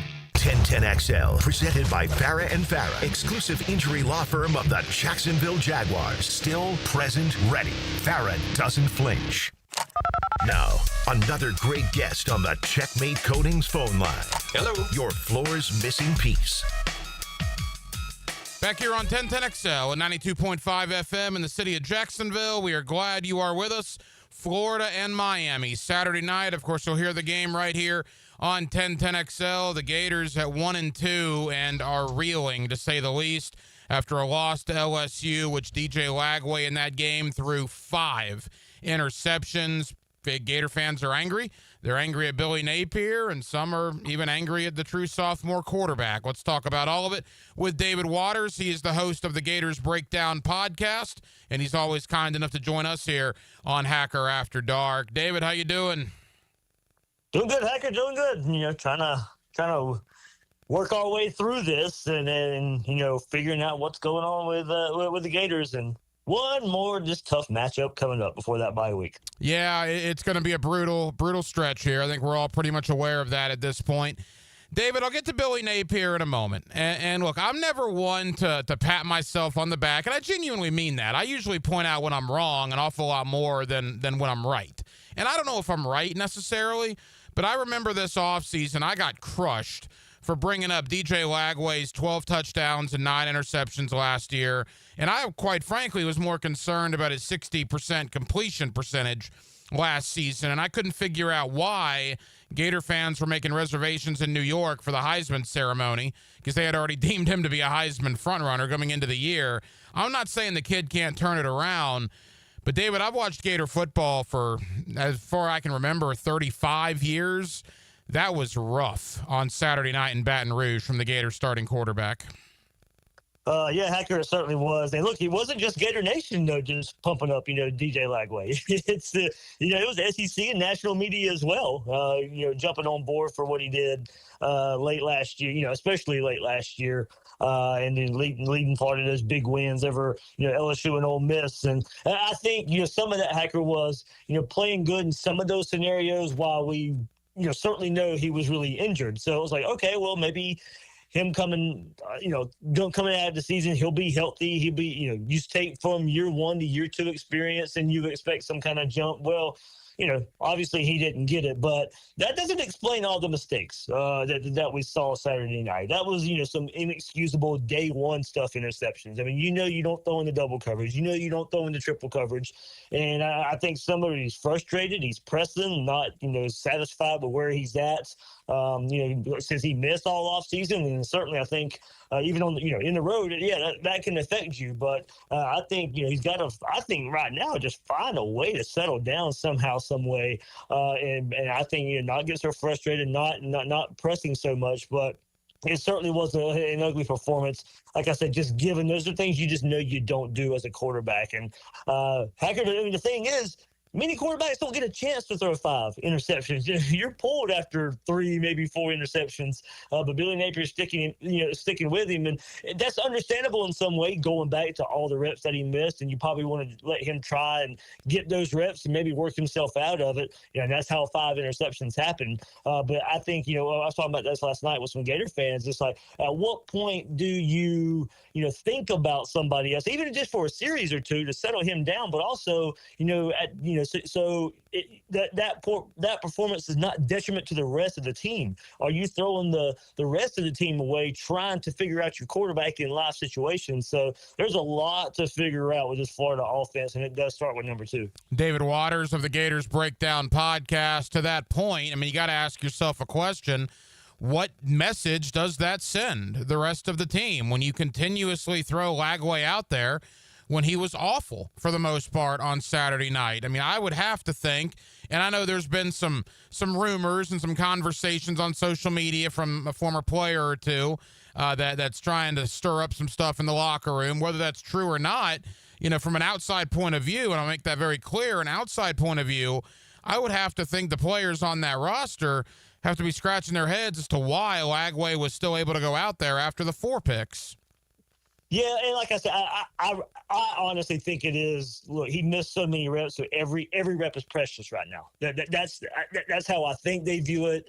That's where I go with it. But as I said, there has to come a point where you're not throwing away ball games. So, at what point, if this kind of happens again, does something different happen? I would think, pretty, at least get shorter week by week because of that, team aspect of it. And you go to the locker room aspect of it. And, heck, I mean, some of the rumor out there was, certainly, it's probably goes for a lot of players out there too. Not everybody's well liked in every locker room. Look, if Florida was 3-0 right now, if teammates didn't like DJ Lagway, would it really be that big of an issue? I mean, so it raises it comes up because Florida's 1-2, and then maybe it can fray, maybe it gets worse at that, but not every team out there likes every teammate, and that's just the I think nature of a team sport, but also the quarterback position. They get preferential treatment. They always have, they always will, they should. But I think a lot of it's just frustration. Florida sitting at 1-2. Some of these things are going to start coming out. But if Florida was 3-0, like him or not, you're winning. All that stuff kind of gets glossed over. I can't believe I'm going to ask you this. Again, David Waters of the Gators Breakdown podcast, but I'm going to ask you. There was a time where John Brantley was a 5-star quarterback that was a can't-miss prospect, and he came in and just wasn't very good at all. And probably, as far as ratings go, one of the biggest busts at the quarterback position in Gator history. I mean, if this continues, is Lagway flirting with being the next John Brantley? Certainly, if it turns out that way. Part of John Brantley was just wrong system, wrong time. It didn't really, wasn't a great fit for Urban Meyer's system after Cam Newton not part of the team, Tim Tebow leaves, and he's just the next guy up. So unfortunate for him, but I mean, when you have the number one quarterback in the country, and that was another reason. Go back to the first question you asked about, maybe coming from last year to this year and some kind of jump. That's another reason. You get the number one quarterback. And that goes for any team, any program. You expect at some point for the light to click and you go on about your way and you have a really good quarterback. But we haven't seen that step. We haven't seen the progression. And if it continues the way it has, it certainly will go down as one of, if not the biggest bust for the Gators, and even more so because it is the quarterback position. Now to Billy Napier, and look, I get the Gator fan base disdain for Billy Napier, but some of the stuff on social media, and I have to remind myself that social media is a garbage can on the weekends during football season. It's just, I don't even know why I'm on there half the time, to be honest with you, particularly when it comes to, when Florida's losing. It's either the referee's fault or it's Billy Napier's fault. It's never that the opponent actually wins the game. But Billy's getting blamed for Lagway's ineptitude, quite frankly. Is that fair for Billy Napier, or does that come with the territory? It comes with the territory. Some of it, I guess, too. Florida fans go back to AR and, no progression in year one. You go to, Graham Mertz looked better in a Gator uniform than he did at Wisconsin, but then you get to the start of last year and it didn't look like Graham Mertz took that jump when you're getting beat by Miami, when you're getting beat by Texas A&M.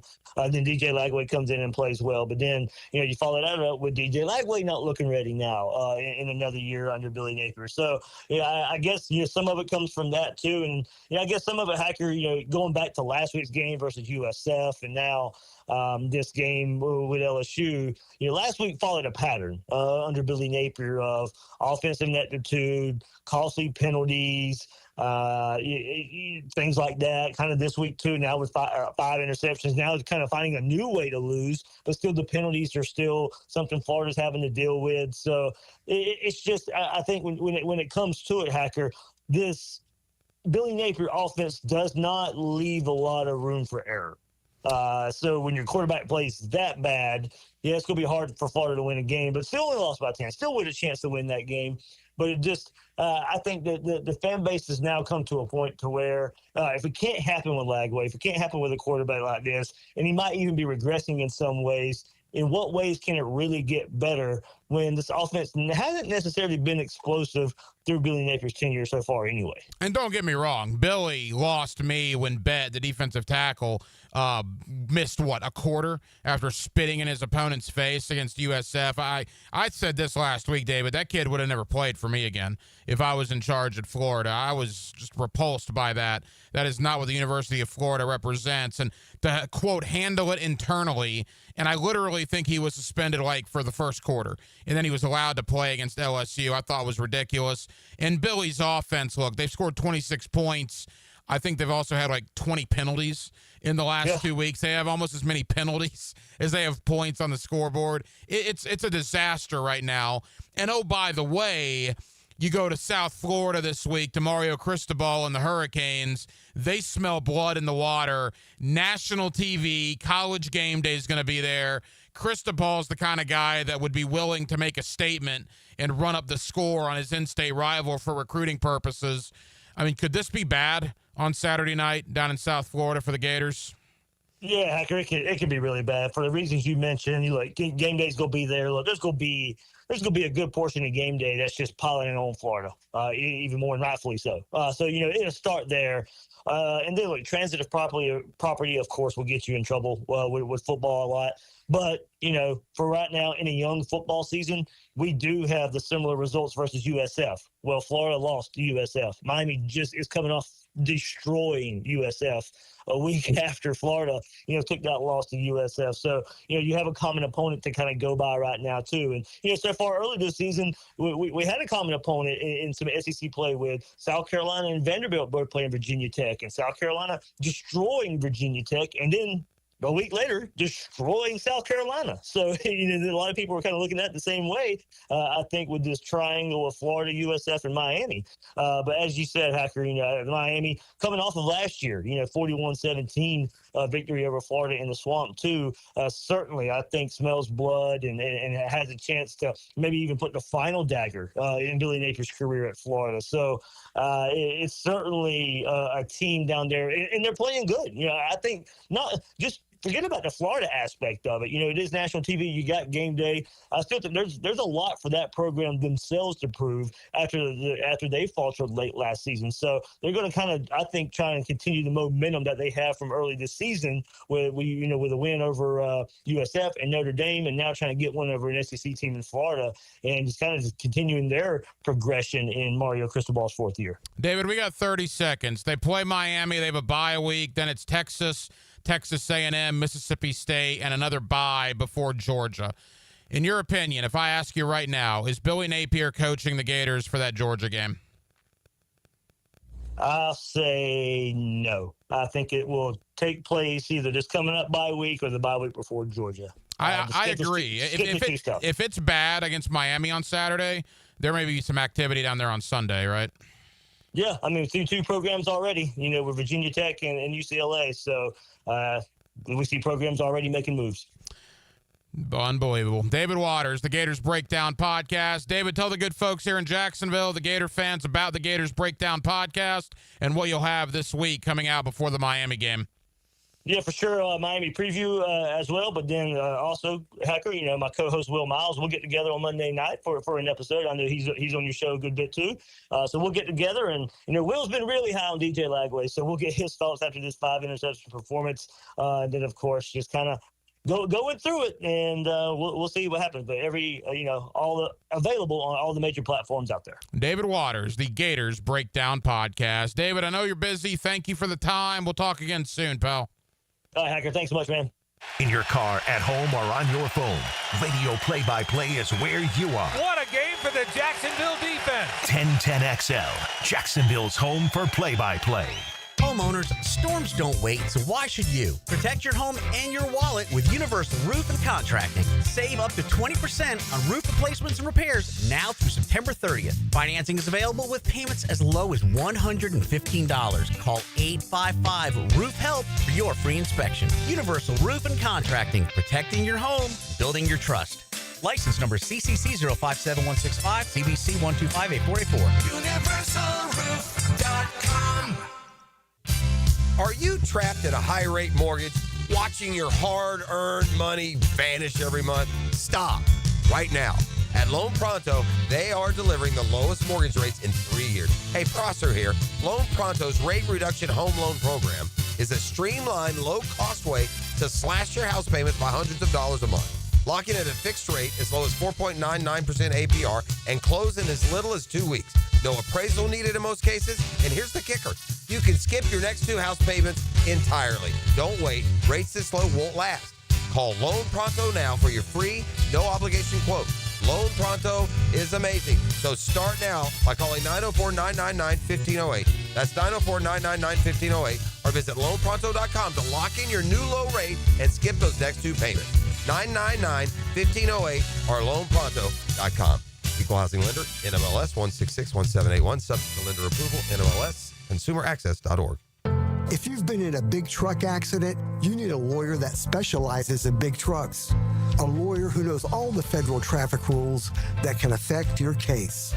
And who can navigate the complex web of laws dealing with the trucking company, the leasing company, the shipper, and all the other details that can complicate your case. At Farah and Farah, we've seen it all, and we're ready to go the long haul to fight for you. Jacksonville. I'm here with Danny Van Sickle, Director of the Electrical Training Alliance. Danny, tell me about your program. Hey, Rick. We're a 4-year electrical apprenticeship. Our students start out making over $40,000 a year and right now make over $90,000 a year, including benefits. There is no tuition or student debt. You just have to apply and get accepted. Did you say no tuition and no student debt? You heard that right, Rick. Once you're accepted to the program, your only cost for the books and the course fees. About $800 a year. That sounds like an amazing opportunity. How can I learn more? Just go to etajax.org and you can apply there. Apply by November 6th. I know you love sports, so why not take that passion and make a difference in your community as a volunteer coach with the YMCA? Whether it's soccer, basketball, volleyball, or flag football, the Y is always looking for positive role models to help kids grow in both skills and character. Even if you've got no coaching experience, that's fine. We'll provide the training. Step up, give back, and be the coach that makes a difference. To volunteer, visit your local Y or fcymca.org.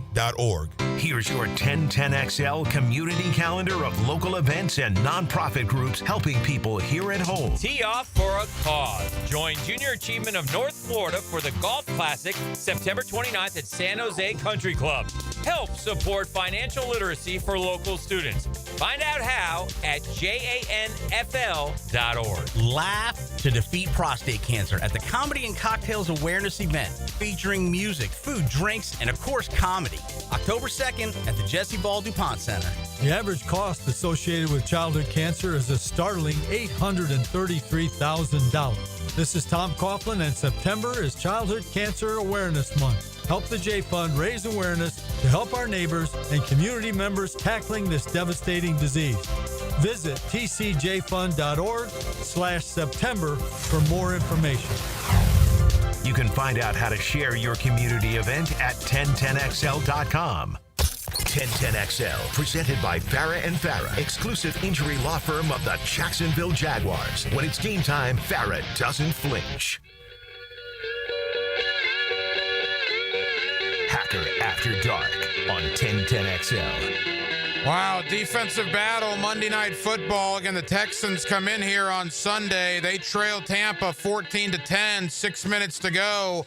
They just blocked a Tampa Bay punt. The Texans will have the ball at around the Buccaneer 30, 35-yard line, down 4, 6 minutes to go in the ball game. Again, Tampa 14, Houston 10. We will keep you updated. The Jaguars and the Cincinnati Bengals. Yesterday, Cincinnati, obviously a 31-27 win.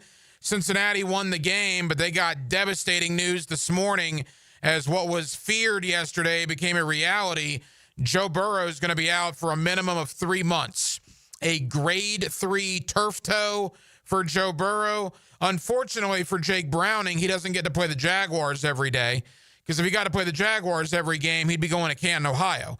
And he'd be in the Pro Football Hall of Fame because he is the Jaguar slayer right now. But it will be Jake Browning, it looks like, for at least the next 3 months, if not for the rest of the season, as Joe Burrow will miss a significant amount of time with a grade 3 turf toe.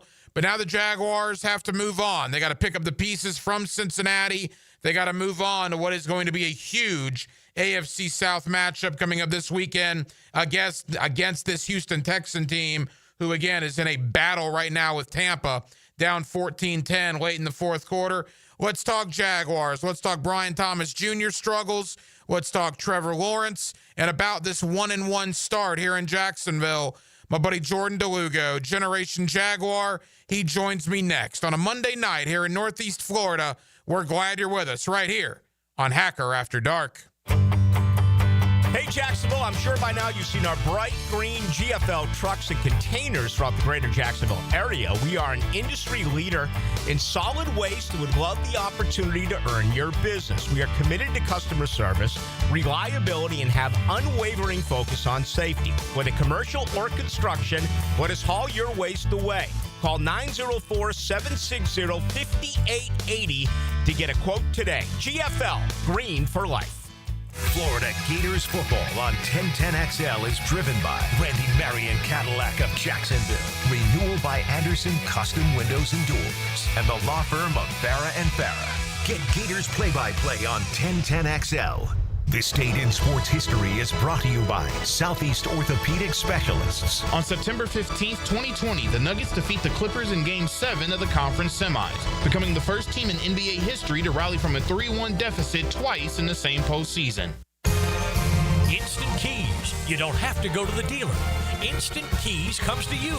For lost or broken keys or nearly any make and model of vehicle, call 722-1111 for Instant Keys locksmith service. Are you ready to reclaim your backyard? Serving Northeast Florida since 1977, Surfside Pools is the trusted name for expert pool design. Family owned and operated, they offer pool service, equipment repairs, commercial maintenance, remodels, and new pool construction.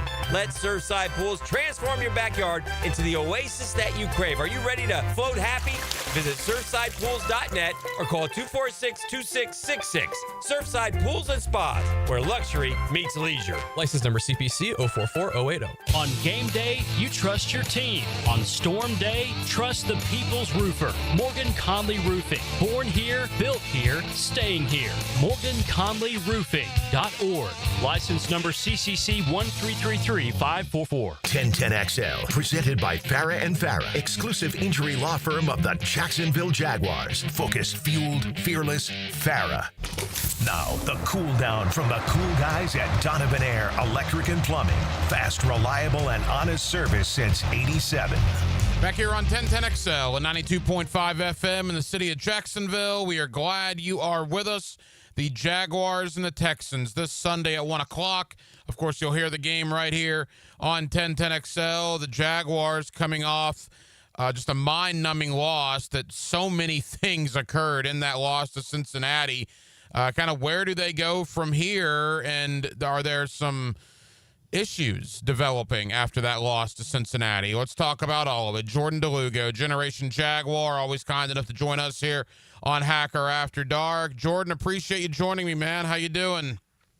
Oh, I'm doing very well, Hacker, all things considered, after a very disappointing result in Cincinnati yesterday for the Jaguars. Doing well. Appreciate you having me on, as always. Yeah, absolutely, buddy. And look, there's a lot of branches. I mean, it's a horrible loss because Burrow got knocked out. And by the way, for Cincinnati, he's going to be out basically the entire year now, minimum 3 months. Just a devastating day for the Bengals when they found that news out this morning. But from the Jaguar point of view, Jordan, I mean, good grief, man. How many opportunities did they have to win the game? They couldn't get it done. I want to ask you a lot about Brian Thomas Jr. and some of the issues that might have happened during the game, but just a broad overview, how do you think Jacksonville will respond to a loss like this? Well, it's interesting because historically you would say they won't respond very well, but it's not fair to put Liam Cohen and his coaching staff in that same box that we've seen in Jacksonville for a very long time. But the real answer is we don't know how they will respond because they haven't been faced with this sort of adversity yet under this regime. I think based on the way Liam Cohen handles himself and the rest of this coaching staff and most of the players on the team, I think that they'll handle it well. and they'll come back and be prepared for what is a huge matchup against the Houston Texans in Week 3. There's no doubt it's a big game down at Everbank Stadium on Sunday. Jordan, let's begin with Brian Thomas Jr. Look, let's just call it what it is. There appeared to be some moments in Sunday's game that it looked like he was making business decisions. The second Trevor Lawrence interception, BTJ looked like he stopped. I mean, he just basically stopped when there were safeties that were there in the middle of the field. There was another situation in the end zone where we only got one hand up, and then it looked like he ducked. And then I'll even point out a third situation where he caught a slant, and he could have gotten yards after the catch, it appeared, and he went to the ground. Liam Cohen was asked about it after the game. He said he was going to have to take a look at it, but you could tell there was some obvious frustration there. What were your thoughts on what you saw from Brian Thomas Jr. up in Cincinnati? Yeah, I think even beyond the moments you pointed out, there was probably a couple other ones as well that you could point to. But overall, for me, when it comes to, playing professional football, you can have or you can understand or accept when things don't work out because of, whatever, a mistake here or there. But when it's because of effort, that's where, I don't know how you accept that. And I know that Liam Cohen is not going to be happy about that. I don't know what he'll say publicly. Obviously speaks with the media later today. He will have reviewed the tape. Trevor Lawrence, I know, is not happy about that, but probably would never say a negative thing about anyone publicly. He's just not that type of guy. So how do you get Brian Thomas Jr. to play more like the guy that you saw as a rookie versus somebody who is not giving effort in critical moments? And then beyond the lack of effort, you also just have a straight up drop on 4th and 5. Biggest play of the game. That was a horrible effort by Brian Thomas Jr. and a lack of effort in a lot of situations. So I don't know. And it's not personal at all, right? I don't want people to think that, but this is just, watching the tape and then rewatching it this morning. There was zero effort on some of those plays, and you just can't have that in the NFL. Jordan DeLugo, Generation Jaguar, with us here on 1010XL. Yeah, the BTJ stuff's a head scratcher because he was so good last year, and that will be a big talking point heading into Sunday. Nationally, they're making a big deal out of the interaction between Liam Cohen and Trevor Lawrence. They're late in the game. Liam Cohen is seen on the broadcast kind of screaming at Trevor to throw it into the receiver's chest to bring the ball down. It appeared that Trevor waved him off. Now, both guys spoke about it after the game. Both guys said it was not a big deal, just kind of the heat of the moment type deal. But nationally, they did an entire segment on ESPN about that this morning. That will be a talking point. What was your takeaway from that? Yeah, the national people, they just want to take away whatever little out of context moment they possibly can and not apply context to it to get the most clicks, right? That's how it goes with the national media. So obviously in the moment, yeah, that is like, oh, wow, Liam Cohen's heated. Oh, wow, this is a big thing. But then if you actually want to figure out the reality of the situation, Liam Cohen was heated, obviously. And after that moment, Liam Cohen spoke very highly of Trevor Lawrence after the game. And I think that they both can honestly help each other. Liam Cohen is a much more fiery guy. Trevor Lawrence is a much more laid back guy. I think those two personalities, as long as they are both moving in the right direction or in the same direction, can help each other in a lot of ways. And Liam Cohen said as much after the game, like Trevor Lawrence is good for him. And he said Trevor Lawrence, the way he played, they should be winning football games with the way he played in that game. And they should have won that game. Couple of more for Jordan DeLugo of Generation Jaguar. What have we heard from Liam Cohen a ton early in the year? He wants to see how the team responds to adversity. Well, the loss to Sunday in Cincinnati is absolutely adversity, and there were a lot of branches that came out of that. This will be a fascinating week, Jordan, to see not only how they respond, and when you combine the fact that the Texans are coming in here on Sunday, the Azeez Al-Shire stuff is going to be brought up all week. Obviously, Houston playing on Monday Night Football right now. It's a short week for the Texans. It is going to be a gigantic game with a lot of big-time questions that we'll get some answers to on Sunday afternoon. Yeah, it'll be a monumental game. Just early season. I say monumental. That's probably hyperbole. It's an early season divisional game against a team that's a division rival that's really kicked your butt for a lot of the last decade plus. And last time you went out there, cheap shotted your quarterback. So yeah, there should be bulletin board material for this game. But more importantly, it's like you have to fix the issues that you had last week. You can't lose focus on the issues that this team has right now and correcting them because you're so fired up about, what happened last year in that game with Azeez Al-Shaair. So you have to focus on what needs to be improved on. And right now, that's Brian Thomas Jr.'s effort. That's, in my opinion, a poor game plan trying to stop Jamar Chase. He's going to get his, right? But there was too much single coverage. There wasn't enough attention or aggressiveness paid to Jamar Chase, in my opinion, in that game. And the Texans don't have Jamar Chase, but they do have Nico Collins, who is a dang good receiver in his own right. So I think they got to figure some things out there. Overall, I think they're doing a really good job in the trenches, both, running the ball and protecting the quarterback and stopping the run and creating pressure. They're forcing turnovers. They're doing a lot of good things, but I think you have to have a better plan against star receivers, and you have to also get more effort out of your best wide receiver. It's an interesting dynamic because, look, I agree. You can't, focus on Azeez Al-Shaair and all that happened last year. And quite frankly, half the roster wasn't even on the field last year when that happened. It's a new coaching staff, a new general manager as well. But for the guys that were here, Anton Harrison, Ezra Cleveland, Walker Little, BTJ, obviously Trevor on the offensive side of the ball, Brenton Strange. I mean, how much are you going to have to keep your emotions in check when you see that guy for the first time on Sunday? Yeah, I mean, I know I'd be fired up about it.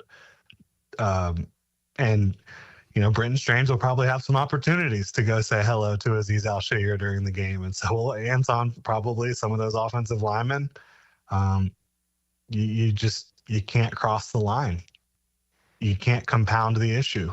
You have to play with kind of a controlled aggression, which is what you always have to do in the NFL, right? You are going out there playing this incredibly physical, violent sport, trying to put your opponent on the ground, but you have to do it within the rules. And if they can do that, that'll be really impressive. Jordan, as we wrap up, 1-1 after 2 weeks, it is what it is. All of a sudden now you get Houston on a short week. Again, the Texans playing right now. They'll be on a plane on Saturday flying here, so it's a short week for Houston. And then, look, you go to San Francisco, and you're going to play a team without George Kittle, maybe without Brock Purdy, although, again, they lost to a backup quarterback yesterday, so maybe that doesn't mean very much. And you'll get a desperate Kansas City team coming in here that's 0-2. I mean, the schedule doesn't look as daunting in the next 3 or 4 games as maybe it did before the season started. Yeah, and that's for sure. You can definitely point to that. But, if you asked Jags fans before the season started if they had, basically 3 quarters of backup quarterback play from the Cincinnati Bengals, are you going to win that game? They'd say, yeah. Until they found out it was Jake Browning again, because Jake Browning just kills the Jaguars. He is the Jaguar slayer, right? But, even he didn't even play that well. I thought it was just like, okay, just throw the ball to Jamar Chase and think good things will probably happen. That's all it was, really. I mean, credit to Jake Browning, but he threw 3 interceptions. He wasn't really effective targeting anyone besides Jamar Chase. So it is what it is. I really think it is setting up on paper nicely, but you don't win the games on paper. You still got really good coaching staffs that you're going against, and there's still really good players, even with some of the injuries that these teams are facing. Jordan, tell us about Generation Jaguar and the coverage that you'll have heading into Sunday afternoon against Houston.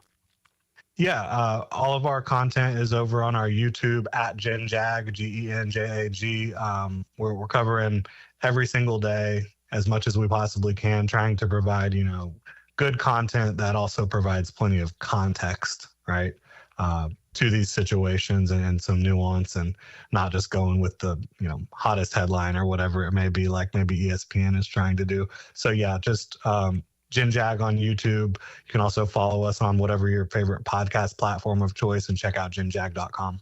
Jordan DeLugo of Generation Jaguar. Jordan, I know you're busy. Thank you for the time. I'll see you down there in the Jaguar locker room on Wednesday.